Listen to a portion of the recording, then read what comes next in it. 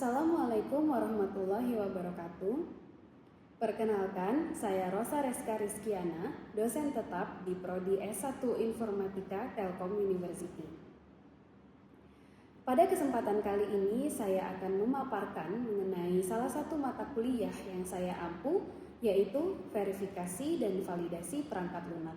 Mata kuliah verifikasi dan validasi perangkat lunak ini terdiri dari 3 SKS yang akan disampaikan dalam 16 kali pertemuan. 7 pertemuan membahas teori, lalu 7 pertemuan akan berbasis praktik, 1 pertemuan diisi dengan review materi, lalu 2 pertemuan untuk assessment.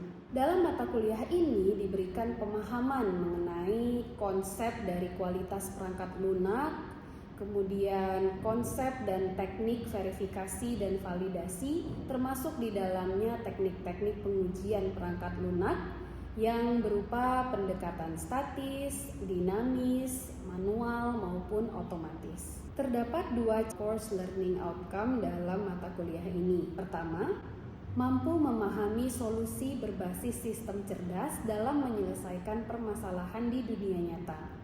Yang kedua, mampu menerapkan teknologi dalam pengembangan solusi berbasis sistem cerdas. Kemudian terdapat 3 CPMK yang diharapkan dapat dicapai oleh mahasiswa, yaitu mahasiswa mampu memahami konsep kualitas perangkat lunak, penjaminan mutu, serta peran tools dalam verifikasi dan validasi perangkat lunak.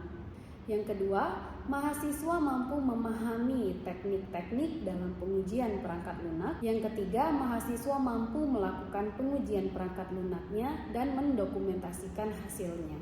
Mata kuliah ini membahas materi terkait konsep dasar kualitas perangkat lunak beserta karakteristik-karakteristik dari kualitas perangkat lunak yang baik. Kemudian dijelaskan juga model-model kualitas perangkat lunak beserta metrik-metrik bagaimana cara mengukur kualitas perangkat lunak. Lalu kemudian materi akan fokus ke level dan tipe pengujian perangkat lunak, kemudian beberapa pendekatan pengujian perangkat lunak yang terdiri dari white box testing dan juga black box testing. Agar materi yang diajarkan di dalam perkuliahan selaras dengan yang dilakukan di industri, maka akan ada materi yang membahas khusus terkait bagaimana penerapan quality assurance di industri, beserta penelitian-penelitian terkini di bidang tersebut. Seperti yang sudah dijelaskan di awal juga, dalam mata kuliah ini mahasiswa akan melakukan praktik pengujian perangkat lunak yang dimulai dari pengujian statis, kemudian pembuatan Requirement Traceability Matrix atau RTM, dan juga pembuatan test plan. Lalu kemudian mahasiswa akan membuat test case dan mengeksekusi pengujiannya serta mendokumentasikan hasil dan bug yang mereka temukan selama pengujian.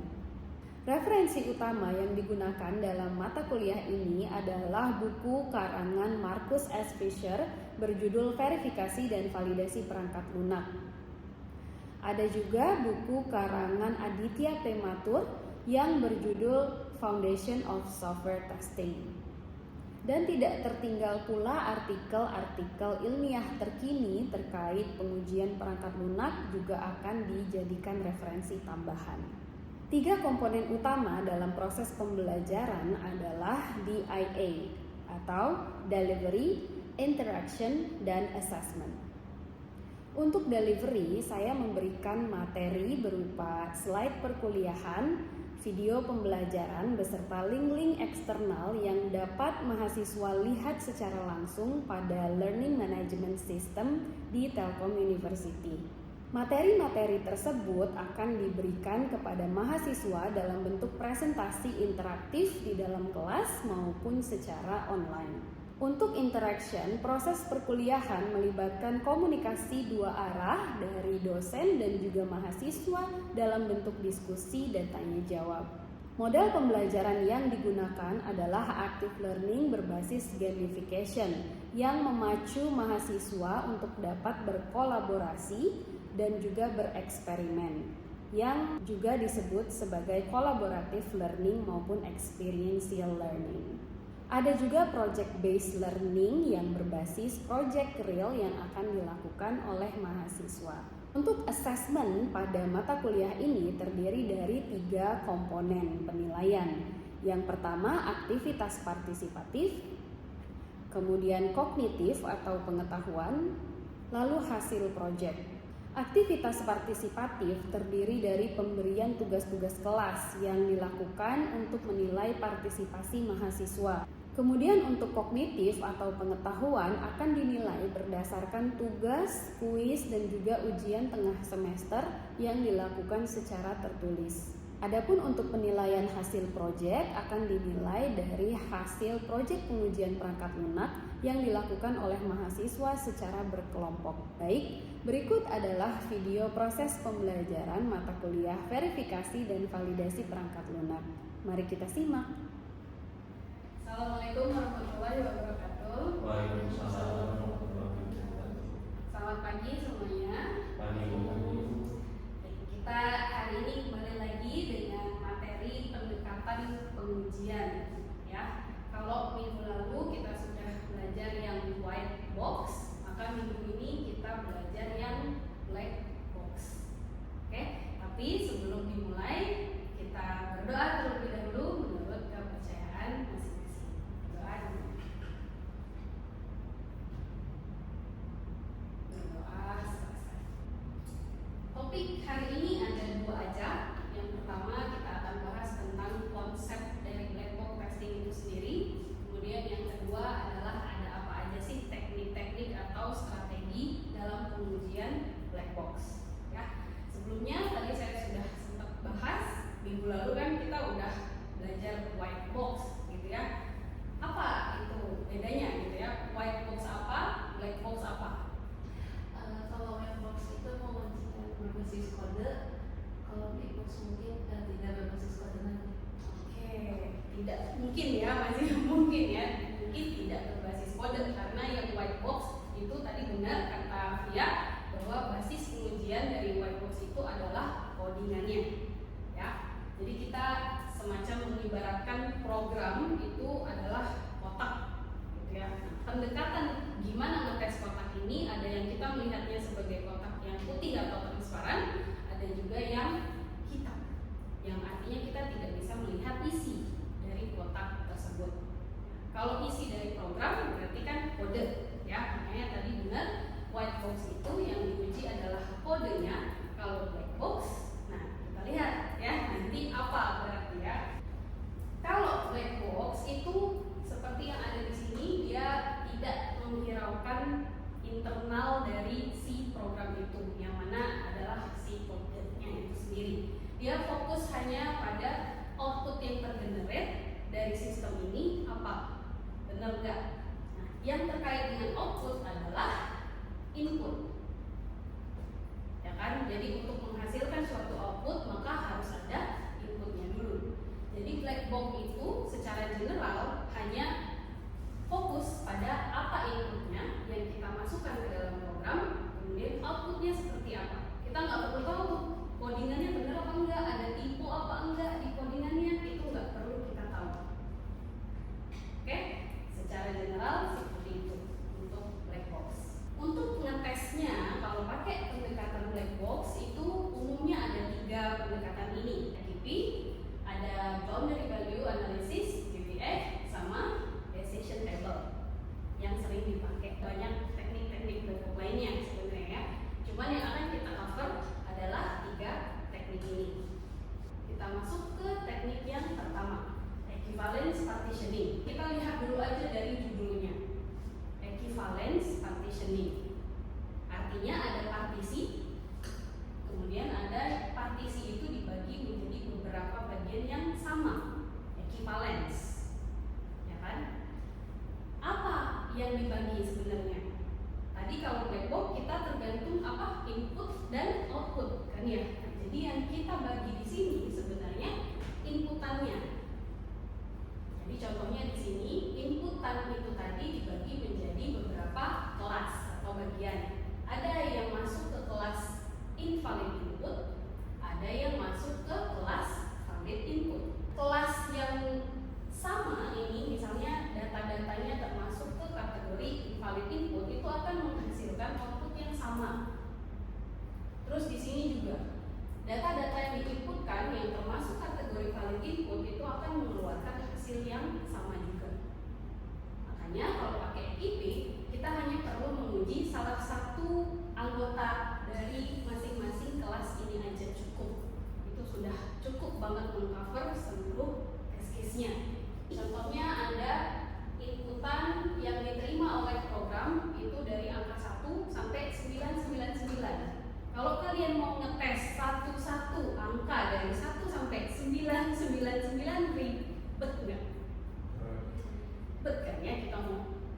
coba 2, coba 3, terus sampai 999. Nah, makanya perlu ada pakai teknik yang equivalence partitioning tadi. Jadi kita anggap aja misalnya dari rentang 1 sampai 999 ini ada 2 kategori kelas tadi yang diterima oleh program dan yang tidak diterima. Yang diterima yang mana berarti angkanya? Dari sini kan ya, dari rentang ini itu diterima, yang tidak diterima berarti yang di luar dari rentang tersebut. Misal ini ya, ada program pemesanan kopi. Gitu. Di sini ada kopi A gitu ya. Kemudian ini ada inputan text box gitu. Kemudian di sini button pesan misalnya ya. Kalau kita mau pesen kopi yang kita input di sini jumlah kan ya, mau pesen berapa sih gitu kan. Kalau jumlah itu angka itu tipe datanya apa? Integer ya. Jadi pertama dia harus integer kan ya. Kemudian tadi kalau mau pesen kan berarti minimal 1 kopi, benar?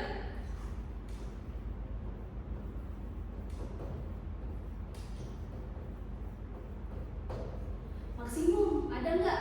Nah, kita lihat dulu requirement-nya. Jadi misalnya aja nih si penjual kopi ini membatasi bahwa 1 orang pembeli hanya dapat membeli 10 kopi dalam 1 pesanan. Dalam 1 order itu hanya maksimal 10 kopi. Jadi kalau kita pakai teknik tadi, rentang yang diterima gitu ya oleh si program ini kan hanya 1 sampai 10 aja angka yang diterima oleh sistem. Ini masuk ke kategori kelas valid. Yang ini dan yang ini berada di kelas yang invalid.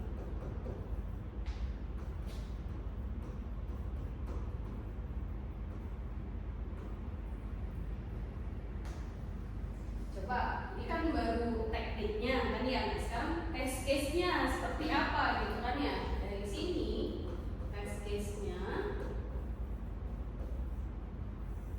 kita ambil angka satu angka aja yang berada di bagian kelas valid. Contohnya misalnya kita ambil 5 gitu ya. Inputnya 5. Terus kita ambil yang di sini. Ya, 0 aja ya. Kalau minus kemungkinan tidak bisa gitu ya. Jadi nggak input atau 0. Masukin angka 0. Kemudian yang lebih besar dari 10. Ini bisa 15 gitu ya, kita coba. Inilah inputan-inputan yang akan kita coba di program pemesanan kopi. Sekarang outputnya kita pastiin. Kalau kita masukin angka 5 di program, berhasil nggak? Berhasil pesan ya. Jadi ini oke.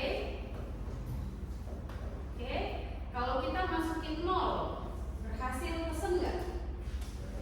Enggak ya, not oke. 15 kopi dia pesen? Tidak ya. Ya oke. Dan mungkin akan ada pesan error. Jangan pesan lebih dari 10 gitu ya di programnya. Jadi seperti itu pendekatan yang equivalence partitioning. Ada pertanyaan dulu sampai sini? Ya. Kalau belum, kita coba latihan dulu ya. Coba dikerjakan kuis ini. Kita baca bareng-bareng dulu requirement-nya. Jadi ada program yang menerima inputan integer, rentangnya ini dari minus 100 sampai 100. Outputnya apa? Kalau misalnya kita masukkan angka-angka yang berada di rentang ini, dia itu berhasil mengoutputkan sign atau tanda bahwa bilangan ini termasuk positif atau bilangan negatif. Dan di sini dia bilang bahwa 0 itu dianggap sebagai bilangan yang positif. Cukup bisa dipahami requirement-nya? Mungkin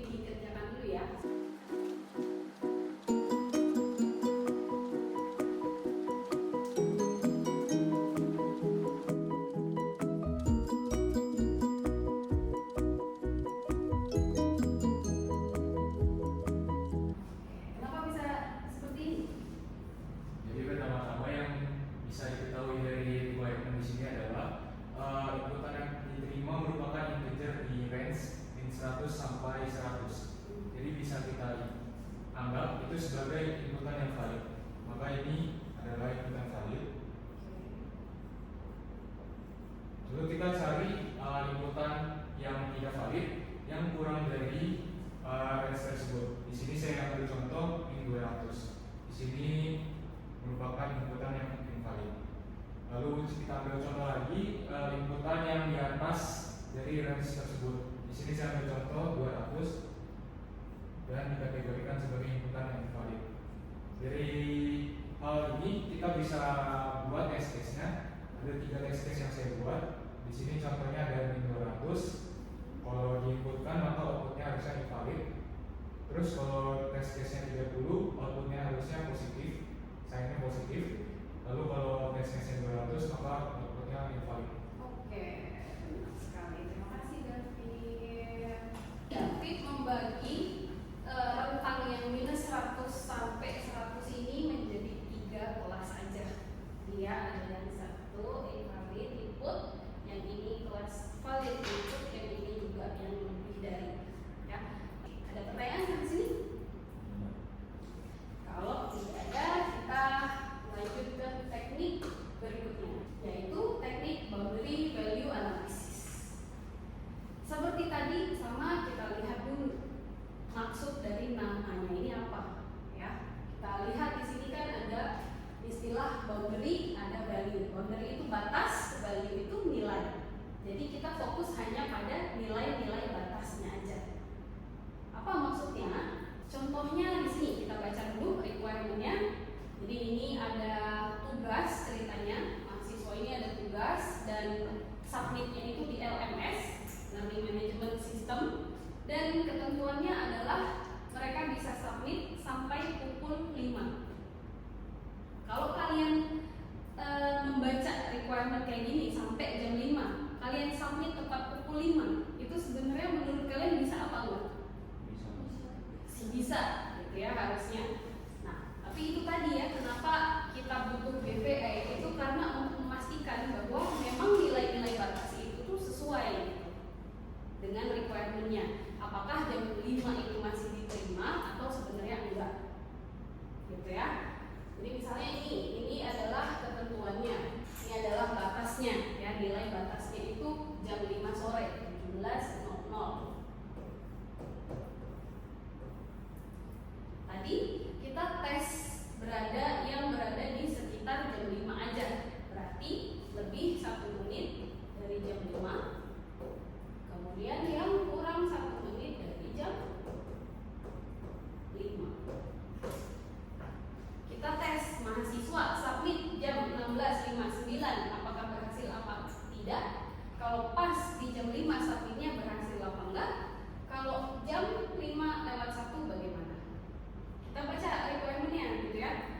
Jadi receive submission until 5 PM katanya ya. Berarti ini seharusnya outputnya bisa apa enggak? Bisa ya. Oke. Kalau tepat jam 5 bisa apa enggak? Bisa ya artinya. Nah, terus kalau if student submit after that, berarti setelah jam 5, maka even lewat 1 menit dia akan dianggap sebagai late submission. Jadi tetap bisa submitnya, bisa sih gitu ya. Cuman nanti di nama mahasiswa itu di submissionnya akan ada label, yaitu ini late ya, ini terlambat.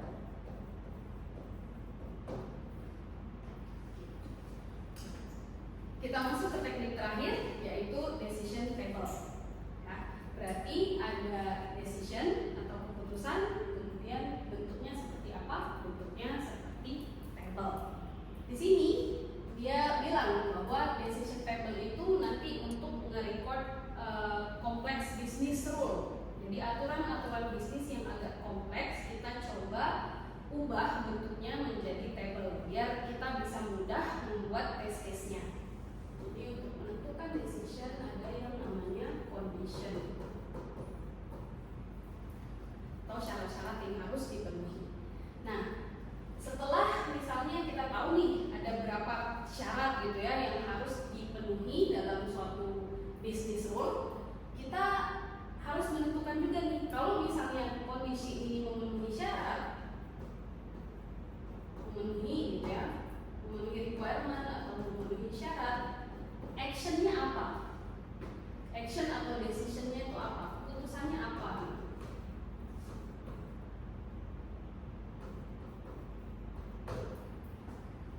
Jadi ada dua hal yang mesti kita buat di table ini. Yang pertama ada conditionnya, kemudian ada actionnya. Untuk menentukan tadi ya actionnya ini apa gitu kan ya, kita harus tahu dulu tuh aturannya seperti apa, rule-nya seperti apa terkait si syarat-syarat tadi. Jadi ini contoh aja ya. Misalnya di sini ada table, kemudian ini ada condition, ini ada action. Conditionnya misalnya ada dua gitu ya, terus actionnya ada oke. Ini contoh aja ya. Nah, yang rule itu ada di mana? Rule itu ada di bagian atas. Jadi rules itu di atas. Nah, tergantung sekarang gimana cara menentukan oke or not itu tergantung keterpenuhan dari si syarat itu sendiri. Misalnya syarat pertama terpenuhi gitu ya, oke. Syarat kedua juga oke, maka ya pasti otomatis yang decisionnya ini pasti oke juga, gitu kan ya? Nah, ini adalah rule pertama. Jadi bacanya ke bawah, rule pertama. Terus kita lihat lagi, kalau syarat satu nggak terpenuhi, tapi syarat duanya terpenuhi, kalau salah satu nggak terpenuhi, oke nggak? Enggak ya, jadi ininya not oke. Begitu seterusnya, ya tergantung bisnis rule yang tertera di requirement. Kayak gitu. Kita coba kerjain ini sama-sama ya. Kita lihat di sini ada halaman login, berarti kita akan menguji apakah user itu bisa masuk atau tidak ke halaman berikutnya ya setelah login. Gitu. Kalau dilihat dari sini ada berapa condition atau syarat gitu untuk seseorang itu bisa login kira-kira. Syaratnya aja dulu. Dua. Yang mana? Berarti Email dan password. email dan password ya. Ini adalah condition 1, ini condition yang kedua. Actionnya apa? Tadi kan ya button login yang ditekan, lalu setelah ditekan itu apa gitu ya, berhasil atau tidak loginnya ya. Nah, ini oke or not gitu ya. Coba kalian kerjakan dulu sekitar 5 menitan. Nanti kalau ada yang bisa langsung ke depan aja.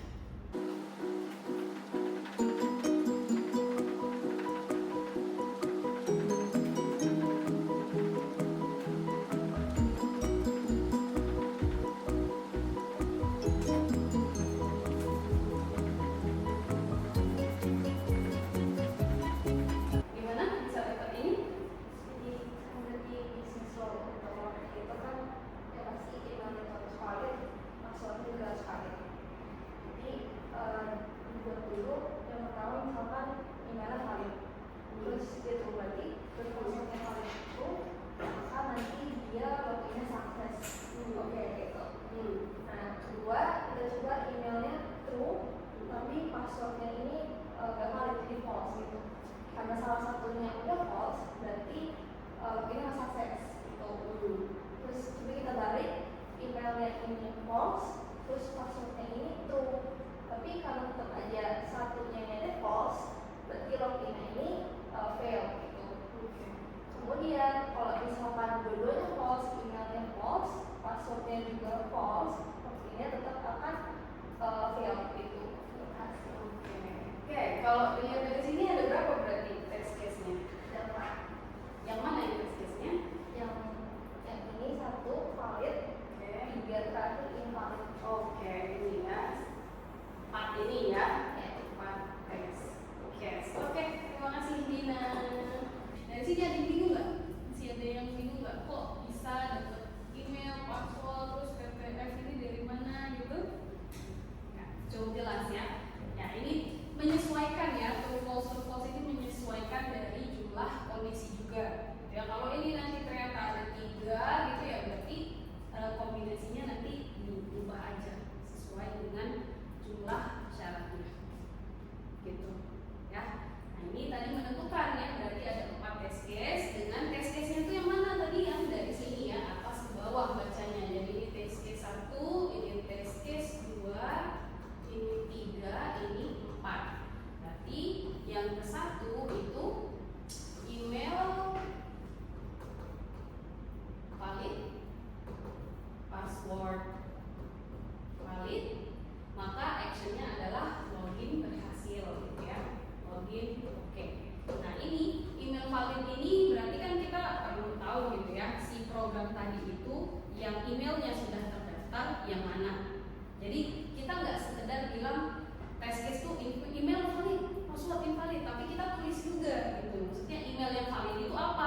contohnya misalnya aja datanya itu adalah dina@gmail.com gitu ya. Terus passwordnya apa? 1, 2, 3 misalnya. Jadi beneran ditulis teks datanya, nggak sampai sekedar valid nggak atau sekedar bikin tabelnya doang enggak. Ya, jadi sampai habis, sampai inputnya apa, outputnya apa. Karena itu inti dari black box testing tadi. Sampai sini dulu, ada yang mau ditanyakan? Tidak, jelas ya. Oke, kalau tidak ada lagi yang mau ditanyakan atau dibahas, mungkin saya coba review dulu kali ya. Tadi kita sudah belajar berapa teknik? 3 apa aja? Sama decision table. Biar kalian lebih paham gitu ya terkait apa sih tadi 3 teknik yang kalian sebutin barusan. Sudah ada nih tugasnya di LMS ya, bisa diakses aja.